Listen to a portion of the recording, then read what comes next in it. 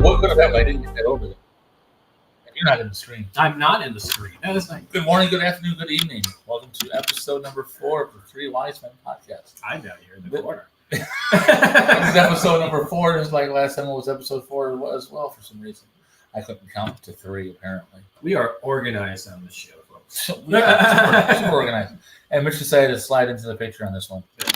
There we go.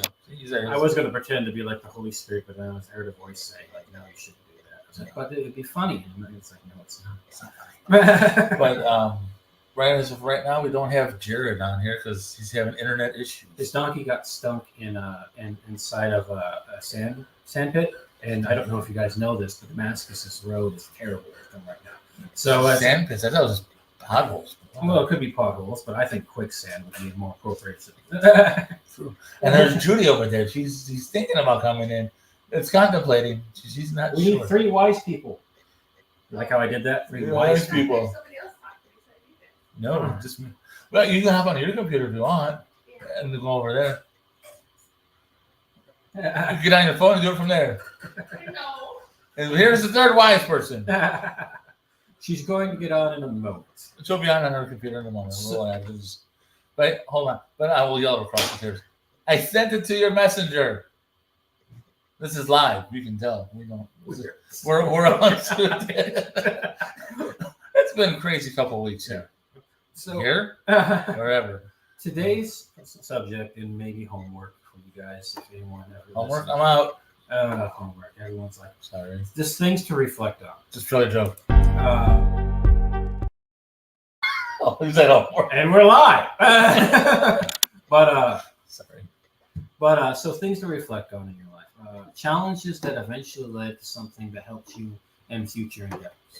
It's how God will sometimes prepare you for what you have in your future for you, because He knows. That's what it means by He knows the plans for your life, because He knows the paths you're going to take.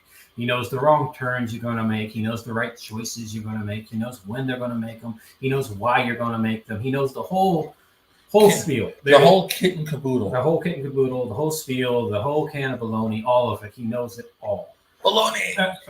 And there are many examples of it throughout the Bible, but one of them I come to a lot is King David. He watched over his father's flock. His father didn't think much of him. Now, it didn't mean that, it doesn't say that his father didn't love him, but his father didn't think much of him.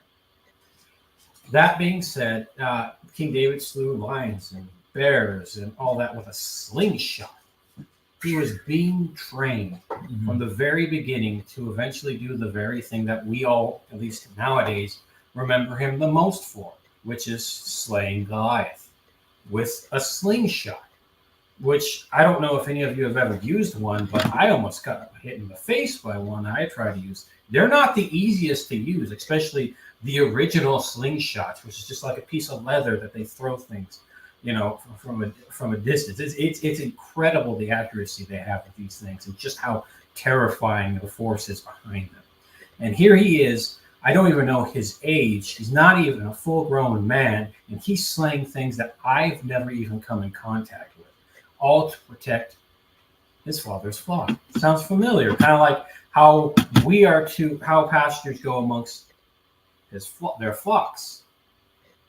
You get what I'm saying here? It's pretty much leading up to what he would eventually do for the entire nation of Israel. Mm-hmm. Granted, you can bring all the problems you have, his lying, his adultery, the murders, but you can bring all that up. But the point is, God prepared him for these things and the choices that he would later on make, good or bad. Mm-hmm. And that's what he does in our lives. He sees things so far in advance that we can't even fathom. He's been doing things for us before we were even born, readying the way for us. And it was all. I mean, he knew where we were headed. Yeah. He knew the path of where we had to get to, and he knows where we're supposed to be. And we were discussing. I know y'all aren't in on the conversations that Mitch and I have at work, so I apologize. But like I was saying, he knows about it ahead of time. He plans it ahead of time, and it's already. You usually have to listen. No, he knows where you're supposed to be. We make the decisions on where we're supposed to go in that aspect. So you go this way, and we're like, nope, I'm going to the right. There's a fork in the road. I'm going to the right. He's like, if you go to the left, it's going to be easier. But if you go right, it's going to be harder, but you eventually still get to where you need to go. But you don't want a God that's always saying, this is what you're doing. That's all you're doing. And then there's no free will. Okay, freedom will. That's not right. Free will. And because we hear about destiny.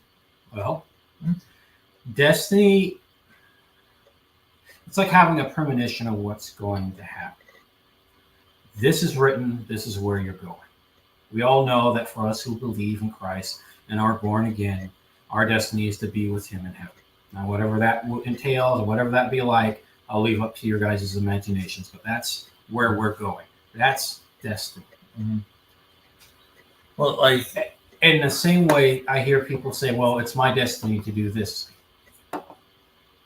Maybe it's your destiny. When it comes to like man-made ideas of what destiny is, I cringe. I don't like that so much because it kind of locks you in and it says, no matter what, this is what's going to happen. We all know we're going to die. So we know we're either going to go to heaven or to hell, according to the Bible. Or, whatever. Maybe there is a purgatory and we don't know about it. And, people have to pay for us to get out. Not bashing anyone. But either way, I don't like human idea of what destiny is. Like you're locked into it. Think about like a relationship with somebody. Do you really want that person to be with you because God made that person be with you? Or do you want that person to be with you because they want to be with you? What has more meaning to you? Because you might be saying to yourself, well, if they're meant to be with me, they have those feelings. That's fine. That's perfectly a good argument. That is a good argument. That really is. But think about what you would be saying if somebody wasn't a believer in God. And you said, God, I would like that person to like me. Can you make them like me? Does that sound like a prayer you should be praying to God? That's not, I don't think that's what destiny, like, you're supposed to be with somebody, you're supposed to be with someone. Like Judy and I are supposed to be together. And that's in that aspect. That's the right idea of destiny. You're not locking somebody into it. But there's decisions that had to be made to get to where we had to be. The choices that she made to get it to the point where she's decided to go to school at NIU. So I'm going to go and try to do that. And I mean, prior to meeting her, I was engaged with someone. We were going to get married. Led away from that, and then we met, and now because we were supposed to meet there, and that makes sense. So that's but we had to make those. But that's godly destination. But the free will was still there. Yeah, and when I say men, I like men or human destiny, idea of destiny, it's I have two screens playing in front of me. It's confusing me. I'm having a past conversation with somebody. But I was over there. Yeah, but no, it's you don't hear it, do you? No, I don't. I just see that. I saw myself. I was like, wow, I look frustrated. It's better frustrated than constipated. But no. Anyways, for human destiny, I've heard a lot of people like this is going to happen because they want it to happen. I see what you're saying. Yeah. That's and that I don't like that. I don't. That's like not destiny. That. That's not destiny. It's literally robbing everyone else of their free will so that you can have what you want. I think she's listening to us. I think so too. She's our other watcher. But Judy's gonna join us soon. But anyways, it's like God. Back to the subject. It's like God uses that idea. There is a godly destiny, and then there's like the man-made concept of destiny. Yeah. Which I don't like. Well, yeah, like we were supposed to be in Burlington, and we were supposed to be here. We had a talk with a couple of friends on Sunday night. We were called to be here. I mean, the adversary tried to stop us, and then stuff happened, and trying to get us out of Burlington. And if we do leave Burlington for some odd reason, we know that's where we're supposed to come back to take care of. No, if we get sent to another city for some reason, for whatever, as long as it's in His will, we know we're supposed to come back to Burlington. Not that other cities are out of it, but this is our next spot to do what we need to do. And the steps that you've been through before prepares you for what He has in front of you.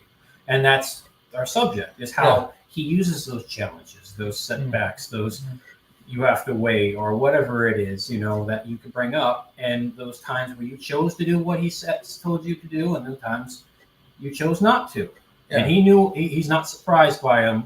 That's what I mean by he knows ahead of time. He's like, I see that coming. There it is. Although I would have liked to have been there when God like seizes how he exactly saw this, just to see what his first reaction would be. It's like, well, that's spoiled brat. Who? Some guy years in the future. It's 23:17. Yeah, I mean, oh God. just listen. But just like I said, stuff that happened preparing me for it. Yeah. 10 years ago, this is September, right? Yes. Not Green Day. I'm I away. get older next month. I get older every minute. I know what you mean. Another year.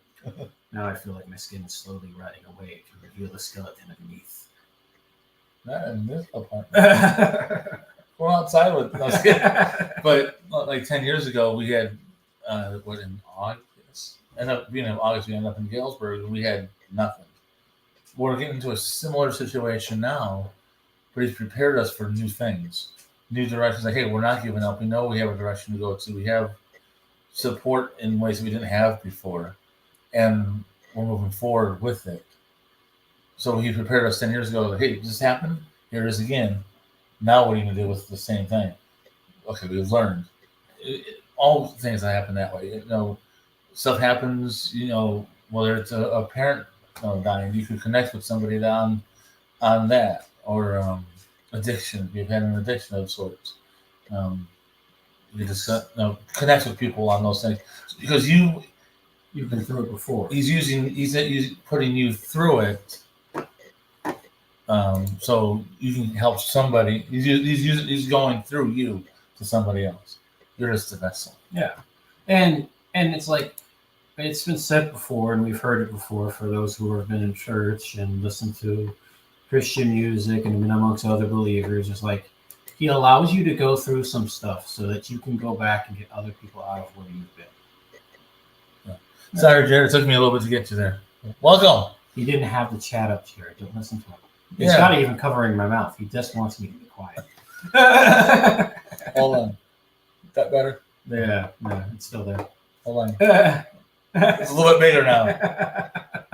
Oh, there it is again. I feel like I'm Pinocchio and I'm lying here. There we go. So Internet is out. Internet is out. Why did it come live? Yes, so his internet is out. Actually, again, his donkey is stuck in sand, which I feel is appropriate for like internet when they go out. Yeah. Because how did they traverse? Hi, puppy. How are you? How do they traverse? How did they used to deliver mail back then? And it's like on horseback, on donkeys and camels. It's like I feel like it's appropriate metaphor. Yeah, and you're trying to get that camel through the needle. Okay, first off, people are actually thinking that they mean an actual needle. The needle that they were meaning in the Bible is the gate that they would make people go through to get into the city. I know, but I'm still anyways, we went off topic. Yeah. A little bit. I have a puppy in my arms right now. So. Penny says hi. Yes, he's a puppy. Come here. Come here. Come here. There we go. It's a big puppy. This is a wise dog. It's a big puppy. Penny, look the other way. No, you want to get Look, Penny. What's this? What's over here? Penny. Penny. But there she is. There she is. She's like, go for it. We can look at them in bathroom. So, might as well get her off. Oh, God. I have to get out of the way. There we go. Now she's like, mad. Sorry for this. Yes, sorry. But, things happen. May Chuck Norris be with you. We got to. May Chuck Norris be with you. Well, he's not here. Our original Chuck Norris guy isn't here, so it only took 20 minutes, 15 minutes to get into the Chuck Norris jokes. So, anyways, well, like I said, back then they had the Jesus Express mail service. Was that the giant pillar of fire? Go this way. Carrier pigeons. I feel I don't know about any of you, but this is a bit off subject. It's like, how many of you have been on a long road trip trying to find your way to a place you've never been, and you wish you had a pillar of fire in front of you? What's her color? I like fire. It's like I wished that at one time, and then I realized, wow, I am really bad at directions. That God would have to literally make a pillar of fire. It's like, go that way. Yeah. Give me a sign. There's a sign right there. It's a giant, deadly pillar of flame, guys. But he prepares us along the way. I, believe it or not, as talkative as I am, used to be a wallflower. Same. I hated talking. I didn't want to. I didn't think I had anything interesting to say. I still struggle with it because for a lot of my life, that's what I thought. That's what the enemy was saying. You've got nothing to say. Nobody thinks you're smart. It's like, now I don't care if people think I'm smart. I think I'm dumb, but I still talk. But, oh, look, Judy's here. Hi, Judy. She can't. She's on stage. Hi. There it is. Oh, I like what you've done with the place. How did you put a chimney in? Oh my goodness. I don't know how that happened. She chose a virtual background. We are so organized on this show. I understand why, but it looks so nice. Yes. Anyway, It's really not our apartment. We don't have that nice of stuff. that is true. But you should play the piano. It's amazing. Oh, there's a piano. And the eggnog that he had last Christmas, they had right next to the chimney as he gave his ceremony, like yearly speech. It was awesome. I don't speak. but Don't speak. Oh, but but it's like God slowly prepared me, and honestly, He did that through one of the worst losses of my life, my grandfather. And then I was with my grandma, and I was worried we were going to lose a house, and all this fear. You know, we all go down those rabbit holes, so I won't bore anyone with my tragedies. But it's like, but it took that, the loss of a support, a great big support in my life, for God to make me go look for places to go to talk about these things that I've lost. Mm-hmm. And then I found my pastor, who eventually taught me, and it's like he opened my mind even further in the Bible than just reading a text and saying, this is what I have to believe. He told me to study it, ask questions about it. He taught me about all those things so that I continue to grow and understand that the Bible really wasn't written to us, just to the people at the time, but that doesn't mean there's no meaning for us there. Yeah. And so he did that, and God slowly took this and then took this teacher and had me, like, because he was up there in age, and so sometimes his health was an issue, so he'd have me give sermons. A guy who was always bashful, he started giving sermons. I was like, okay, this is new. The first time I was scared, but no, everyone says we didn't see it. So either they were very encouraging, which I believe they were, or they really liked what I had to say. Well, when I speak, you may not hear it, but you definitely see it. Yes. Like when we talked with Tony. He sweats with like great beads. Yeah. Well, like Tony, we had from the tattoo artist, Tony from Why Not. He was when I saw him, met him at the shop in Davenport. Because I was sweating. Because my shirt was soaked. The seat was soaked. Because we couldn't tell. No. We couldn't see it from where we were. No. But like I said, you said a wallflower. Yeah. I was the quiet one. Mr. Quiet was a teacher said in one of my yearbooks. Now you can't shut me up. Yeah. Well, I guess at work I'm pretty quiet overall. and this is what God does. He does things to prepare you. And sometimes he even listens to the requests because those requests are there because he puts them there. I love to make people laugh. So I wear bright, vibrant outfits, not because to make any statement, just because I love to make people laugh. Yeah. I love it. I wore it all cat with tacos and cats spewing rainbows from their eyes in space outfit to like farmer's market one day, and everyone laughed. I love that. And it wasn't like a mean laugh. It's just like people smiled because they really liked it. And I have a bright colored ducky shirt with glasses, and all the ducks are wearing glasses because they're like rubber ducks. Those are the type of things that I do now because God broke me of the habit of being a wallflower. Now he's trained by kind of a monster that likes attention too much. But, it's like we can't get everything we want. Yeah. But now God's showing me, it's like, I really want to be like somebody like my grandpa was. Yeah.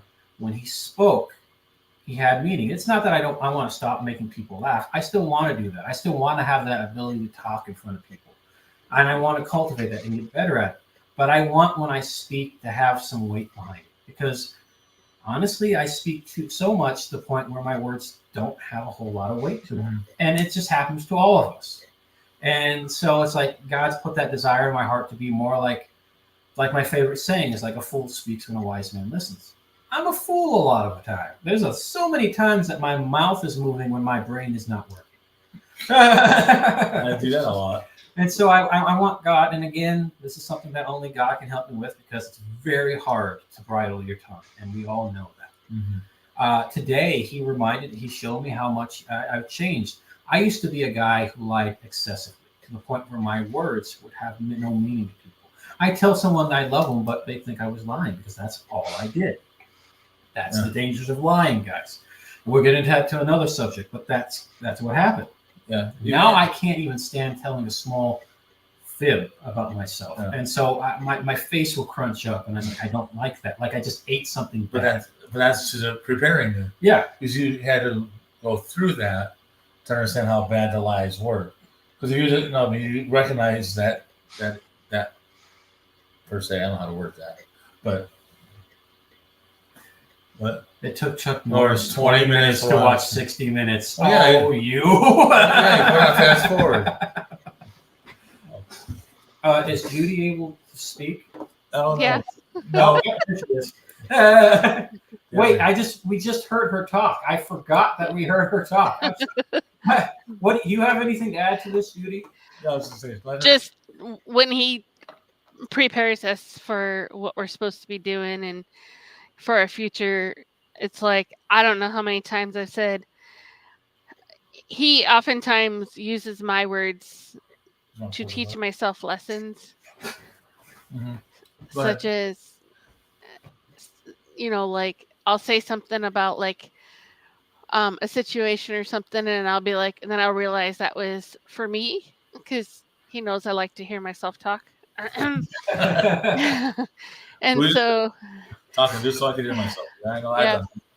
So I'll say something, and I just remember one time I said something, and I'm like, "No, Lord, no." And it was like going into a bad season, and I'm like, "No, Lord, no."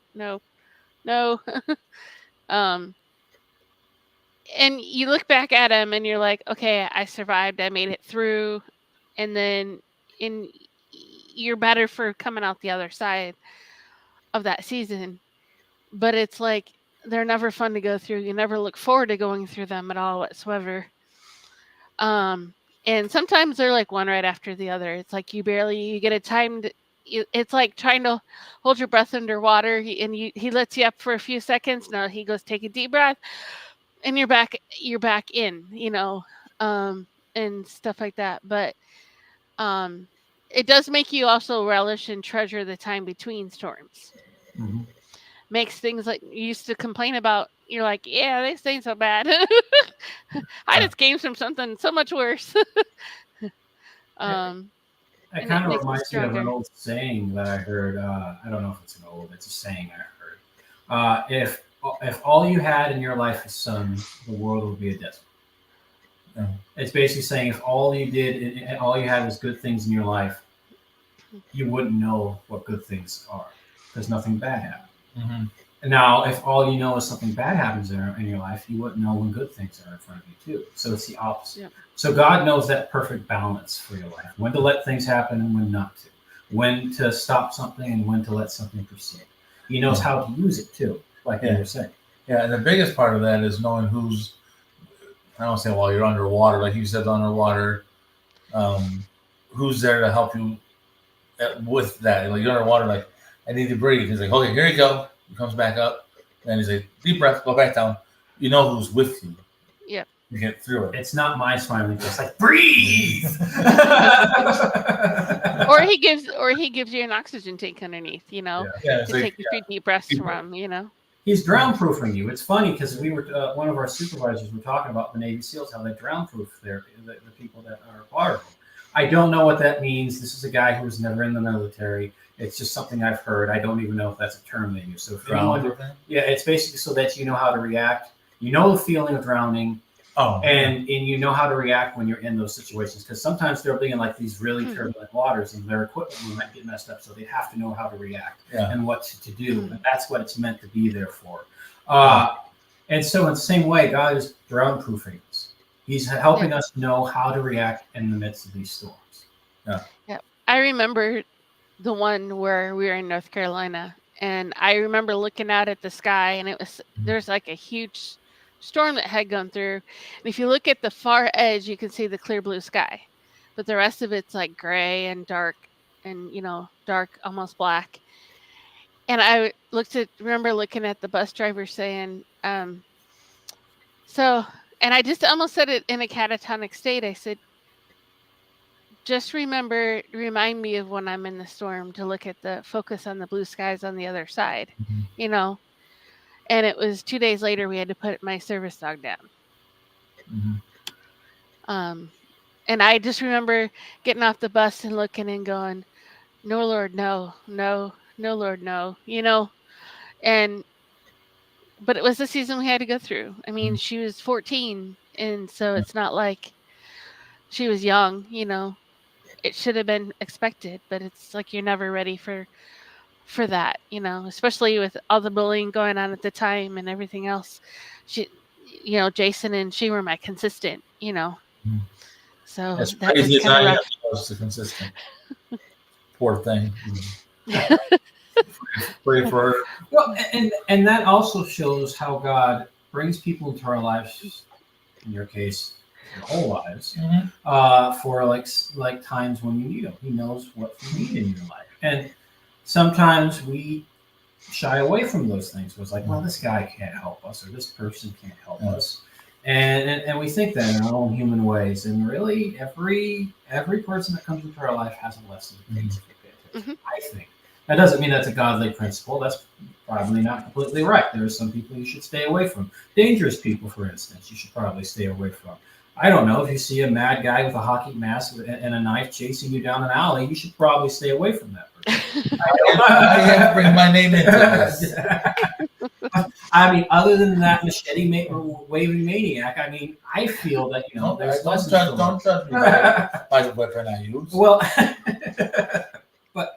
can I use a baseball cap? Then it's all worked up. No, because then people would see your deformed head. I've seen these movies. I may be a Christian, but I've still seen these movies and get a kick out of them too. Man.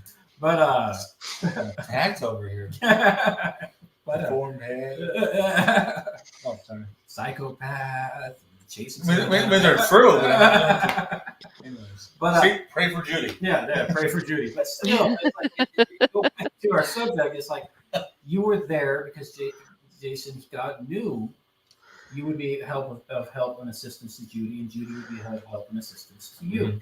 And this is what God does. Do we always recognize it? No. Sometimes we go through our entire lives and not realize how God's helped us in a certain way by letting us go through something. Why we went through something. And we won't know all these answers until we're with him. And honestly, we don't need to know. Yeah. It's just like some people like, where did God come from? It's like, that's a good question, but I don't need to know. It doesn't help me to live my life. How does knowing where God comes from help me to understand him? He is who he is. Sometimes I don't know is an answer. And sometimes I don't want to know. What if what we want to know is beyond our reckoning and we don't want to know? And there are some things like, the death of a child. I mean, why? What is there? There is no understanding. There is no comprehension. And God knows that too. He would never sit there and say, well, there's something good coming from this tragedy. He would never say that because he knows that loss. He knows what that's like. But, and while he can bring something, forgive me for saying, something good from this horrible, horrible tragedy, at the same time, he won't sit there with a smug look on his face and act like he doesn't recognize your pain. But this is gonna. I might be not licensed saying this, but he put you through it so you can help somebody else get through it. And that's something good coming from something bad. Mm-hmm. And it's not. You might be saying like, "Well, God made this happen." It's like, no. Well, our sin, the sins of this world made that happen. We were never meant to die. Yeah, and here's the example he's kind of showing me is, have you ever seen a forest get burned down? It's completely obliterated. It's gone. It's just soot. But then the next spring, what happens? New growth. But it went through all of that for new stuff to come up, And and it was tragic. I mean, animals died, trees died, but no, stuff came back. Now the forest is thriving animals come back after and 5 or 6 years. It's back like it was. and But sometimes you have to go through those bad, dark things to get to the. this isn't, of course, we understand that those who might listen to this may have lost a child. This isn't to say, oh, get over it. Mm-mm. No. My grandma, my great grandma, lost a child and she never got over it, and that's good because she wouldn't want to. That was her child. That was her baby, and it was gone because they got sick, and they didn't have the medicine for it. Mhm. But and so we are never going to say, and that's not what Jason was saying, or me No. implying that that's what he was saying. Well, But it was just, it's one of those things where, while we cannot in our grief see the good that comes out of a situation, that doesn't mean God's not able to bring something good from it. We may never see the good because we're stuck in our grief, and that's fine, because the loss of a child, it's one of the worst things a parent can feel. Mhm. It is the worst thing. It should be the child bearing the child, or the child bearing the parent, not the parent bearing the child. That's how it's supposed to be. But again, we live in a world that's not how it's supposed to be. We live in a world that's fallen and dies, and there's end times and things of that nature because of sin. And that's not to say, oh, I sinned so my child died. No, again, that's not what I'm saying, because I realize that there's going to be someone who listens and says that that's what it is. No. I'm just saying that's why it is the way it is in this world. And it's not the way it's supposed to be. It's not what God intended, or at least we're taught that he intended the world to be. Yeah. The Garden of Eden, we were never supposed to die. There was no hurt. There was no pregnancy. I don't know if God planned to make more humans or if he was just going to stay with 2. Either way, it doesn't give us that description. It just, it gives us this very vague, very general outline of what it was supposed to be like. It was supposed to be perfect. Us working in unison with God for a purpose, whatever his purpose was for us. Maybe it was just to have a family. Maybe God was feeling like, I feel lonely. I want people to love. I don't know. He can do what he wants. He's God. But that was how it was supposed to be. And then along came a spoiled little child who had everything his way, and he ruined everything by throwing a keg and by throwing a whole stick into the works. So it's not how it's supposed to be. Yeah. And God is not up there. He's there grieving with you because he knows what it's like to lose a child. Mhm. He gave up a child to save us. Yeah, that's a whole different. That's doctrine too. Sometimes Yeah. on interpretation, we're not going there. I mean, I'm sorry. That's just my personal. I know. But it doesn't take away from the sacrifice I know of what you him mean. understanding Yeah. what that loss would be like. Yeah. Yeah, but he knows what the reason why they had to go through. But you're still here as the parent to be able to tell that story in some way. I'm not saying it's right that it happened or good that it happened. I'm not trying to say that. Just God's got it. I mean, I Some good can come from it, even Yeah. if you can't see it. I know that if, God forbid, God forbid that ever happened, but God forbid I ever lose a child or anything like that, I'd want somebody who went through it to tell me instead of somebody who's never gone through it. Yeah. Yeah. If I were to go up to somebody and says, I understand your pain to this, I'd be a hypocrite because I don't. I've never had children. I've never even had a relationship. So I'm like that, So it's like I would be a hypocrite. My words would be empty. But if somebody like who's had 8 children and lost 1, that would mean something because your words have weight. You'd know how to respond because you would know how you would like to be responded to. And that's, again, how God uses trials, hardships to prepare us for things in the future. Things that, and maybe that person you end up helping and goes forward and helps other people. Maybe they open up a clinic where they help people go through loss. Maybe that person goes on to be a pastor and saves millions. You don't know God's plan. And maybe that's just another person who goes forward and does the same thing. those all are good things, and those are bearing good fruit from something that was meant to be like an end. Mhm. Well, like everyone sees Judy and I where we're at, running the ministry we have, doing all that stuff, and we're at that level doing these things. But she has more of a Christian background, raised in church. I was raised atheistic Jew. I mean, I didn't have it, but I also learned how to respect people from that. But in the perspective of things, but I never would have been. If you would have told me 30 years ago that I'd be in the faith, I would have laughed at you. Yeah. But I had to go through. I mean, I had Christians saying I was going to hell because we killed Jesus. I had Christians telling me I'm going to hell because they didn't believe in God, or that was not atheist. But Christians tell me all these things, bad things that are going to happen to me. I've learned that's not how I want to reach people. I tell them, "Oh, you're going to hell because of this." I had to learn. I learned from those things to how to treat people in that. Also have to learn to be willing to lose folk. I mean, I have family that basically, in short, said, if you're going to do this, you're going to be in the faith. We don't do that. We're Jewish. It's going to be big. So long. Precisely. But if you're going to do this, it's one or the other. Well, he who makes me choose is the one that leads. God's never made me choose. I mean, I prayed on it. I didn't know I was praying on it, but he's making you choose. So. And my question is you didn't stop loving those people, those parents. They're your parents. Right? Oh, or my parents. No, my parents had nothing. Oh, my parents died before that. Oh, okay. It's another thing. I'll say I don't know. I don't think his parents are going to see it anyways. But they never stopped loving them. That's a struggle. It's changed. There's a railroad right next to us, tracks.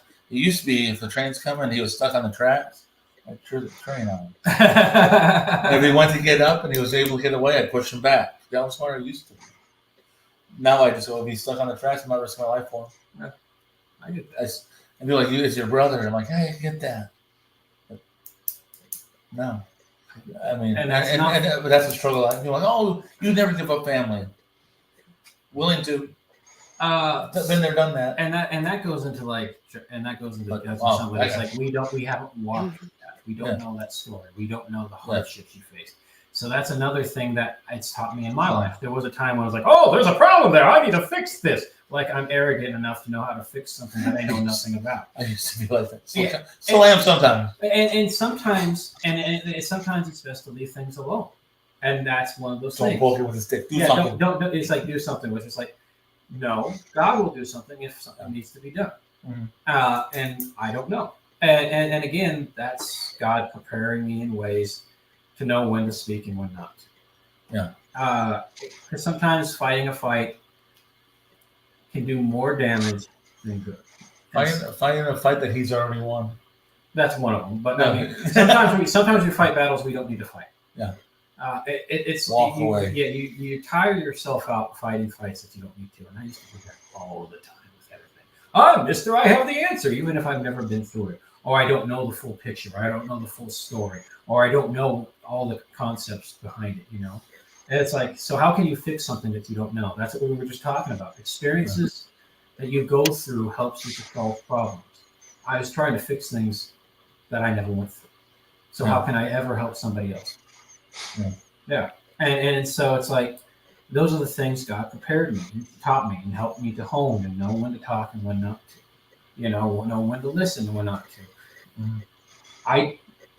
There are people in my mom's life that she will not come in contact with. She tells me things about my grandpa I didn't know about. And she has some hard feelings there. And who am I to try to fix that? Mm-hmm. I mean, I knew a different grandpa. I knew my grandpa. My mom knew her dad. Mm-hmm. Her dad. That's a different story from the grandpa. Mm-hmm. And so while I may love him, and while I know my mom loves her dad, there's still hard feelings there and hurt. And that's not for me to fix. And if it's still there, then God's like, leave it there. There's no reason why there shouldn't be. She's justified me. Yeah. And so it's like, it's the same thing with Jason and his family. I used to be the type of guy, like I said, that would try to fix it because I was like, oh, I don't like that. Like, I'm Mr. Judgmental, but I barely have anything to do with my step family. You know, remove the stick from my own eye before helping my neighbor remove theirs. Because I guarantee you, mine's far less than somebody else's. I just didn't like certain things that went on. And there are people with legitimate reasons to cut people off. Well, and it's not really 100% cutting people off. Sometimes God removes them for a reason because they're not going where he's taking you. Exactly. And if you stay in that realm, you can't go where he wants to take you because you're going to be stuck in that same thought pattern, that same like how many times do we go back home or to a family event and we start acting the way we acted right before we left? Mm-hmm. Because that was your normal. And so you start acting in that same manner. Well, if you start acting the way you used to be acting before you came to Christ, after you came to Christ, he can't take you in with that same behavior pattern forward.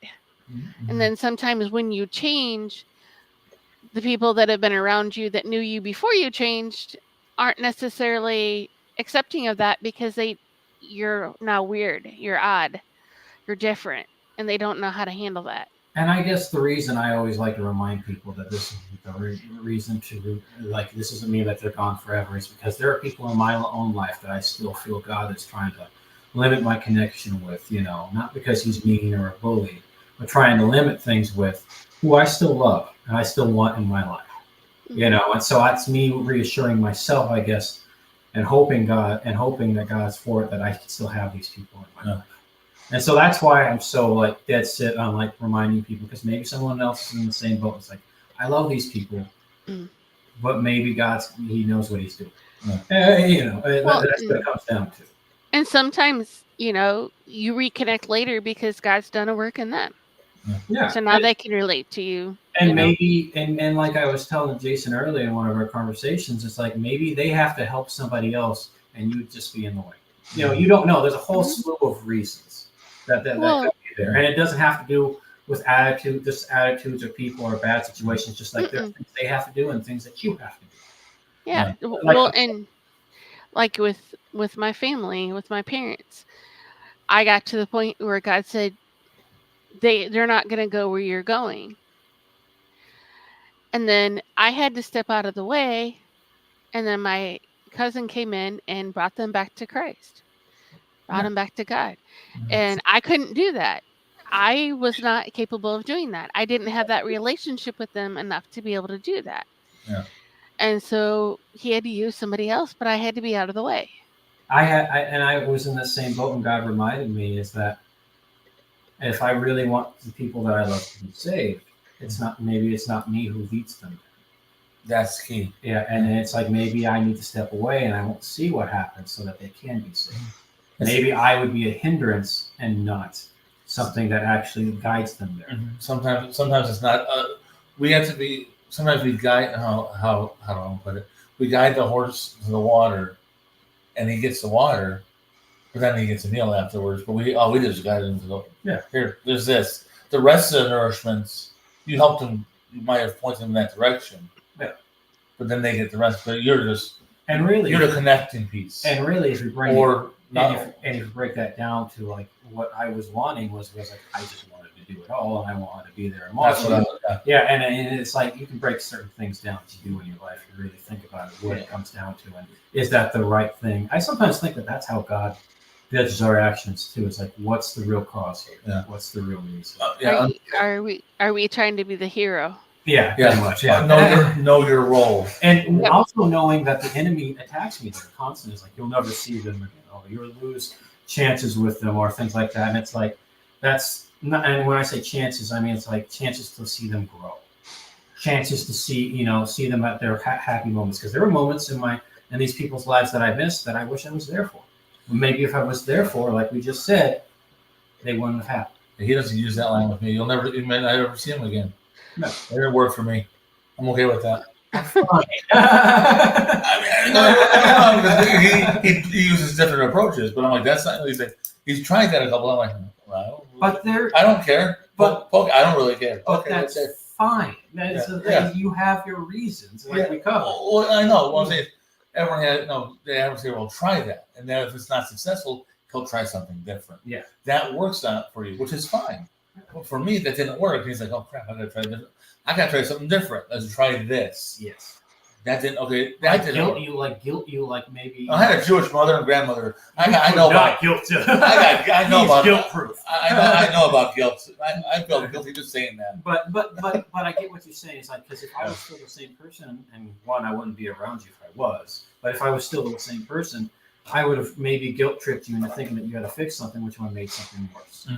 Because I didn't know the issue. Now that I know that, it's like, that's understandable. My mom has people she does not want to be around. And there's reasons.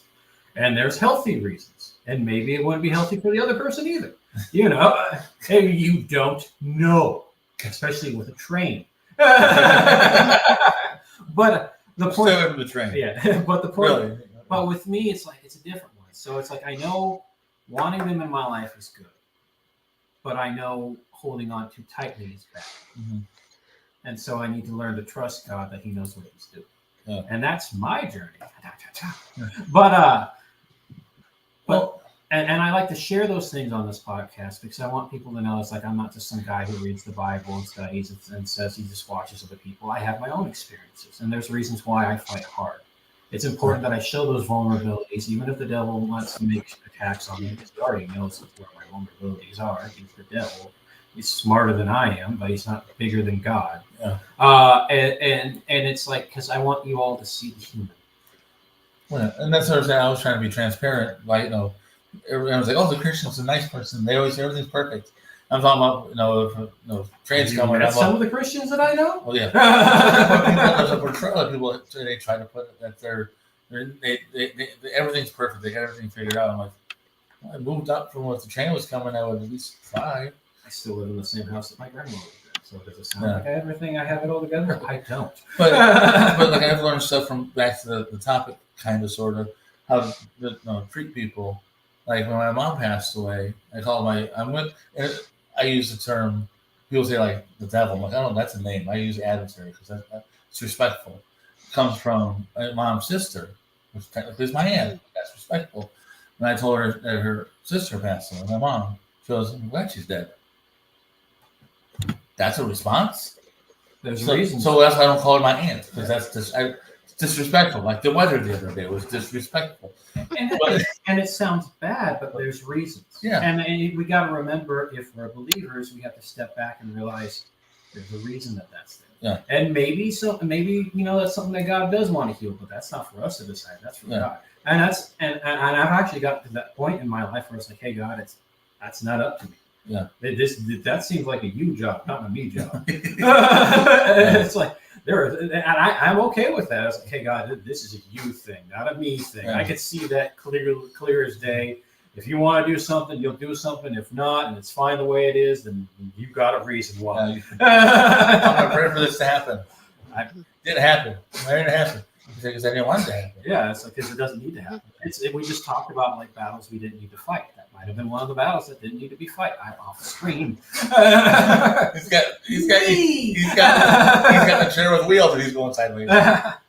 But and like all these things come from experiences that we've been talking about. Come from experiences that prepared us for certain answers that are eureka moments, if you want to be that way. Like in our lives, that was like, oh, I need to fix this. Mm-hmm. And again, God using hardships, situations, things that we walk in, bad choices, etc., to prepare us for future endeavors. And that's what this podcast is about. That's what all of this has been about. And the experiences we share are the same thing. If Jason didn't share the thing about his, and now she's blended into the back. Nope. She's what you guys don't know. What you don't know is that she has a cloaking device. But it's like if the cane brings me off stage. Get off stage.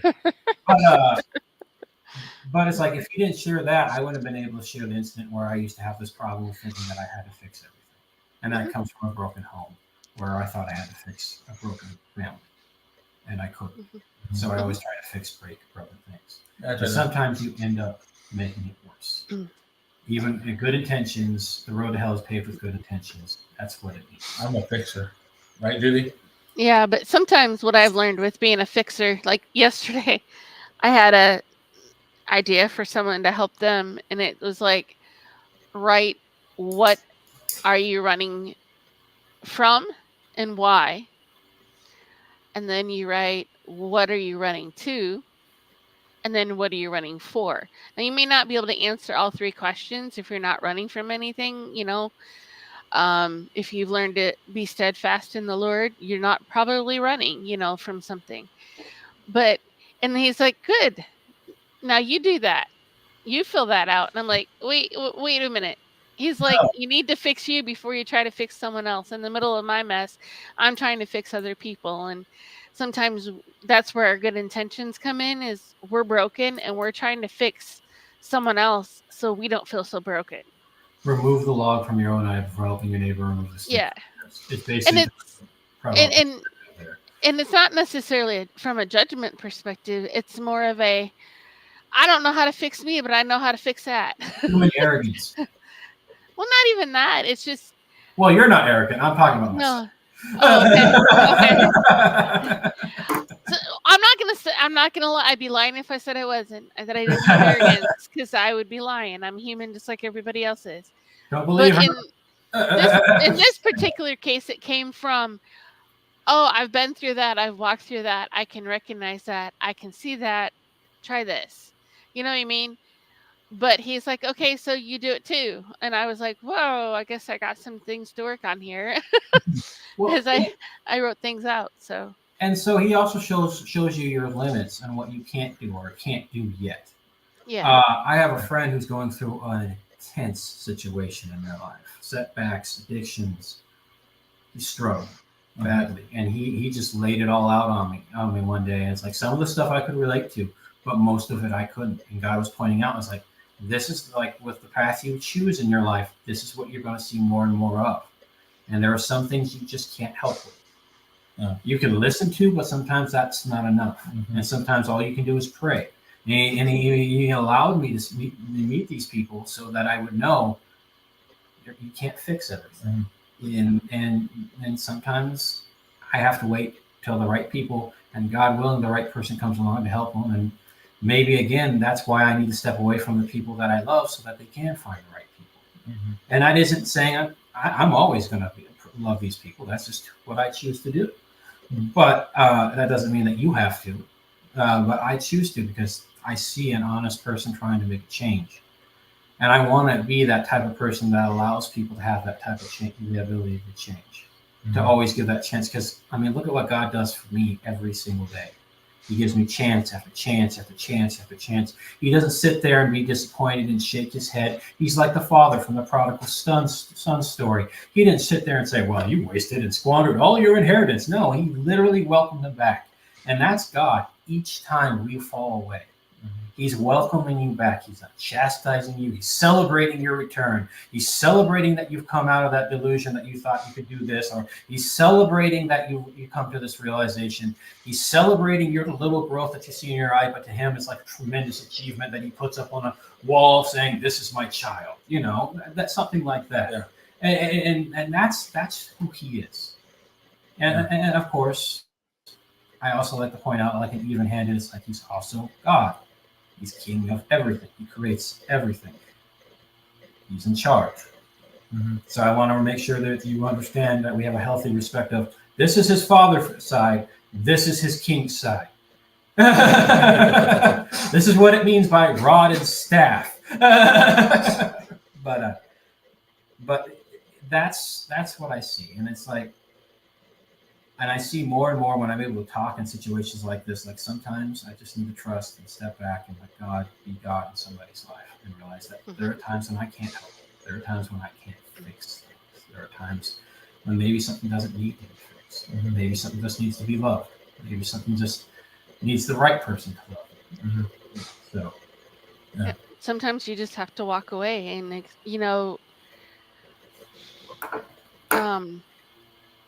And it's not that you don't still love him and you don't still care about him. You just Oh yeah, I make have that to- choice. That's- you realize that you're in the way. Yeah. You know? And my choice is, like I said, I choose to love him regardless. Like God chooses to love me. Can I love exactly like God? I want to make it perfectly clear. No, I can't. I get disappointed. I get a humanistic side, like I'm not getting anything out of this. But at the end of the day, that's my choice. I choose to keep loving him. Mm-hmm. And even if I get nothing from it, same way with God. He gets nothing from us loving him. Well, I say that after the definition that I just gave. So I kind of feel he gets something from it, like a joy and a thrill when we do something, right, or whatever, like I said. But he doesn't need that. It's just like a mom and dad doesn't need a child's drawing, but they love it all the same because it came from their child. Yeah. Yeah, The drawing, no matter how bad it is, it's still pretty because It's a circle. That's my son. Timmy made it. Oh, sorry. They're gonna call us a wrap it up time. Yes, because my leg fell asleep, guys. Wake up! It's tingly. Well, he might be sitting there for a few minutes afterwards. Hey, we'll just roll you out. Oh, yeah. But it's Throws me out the window.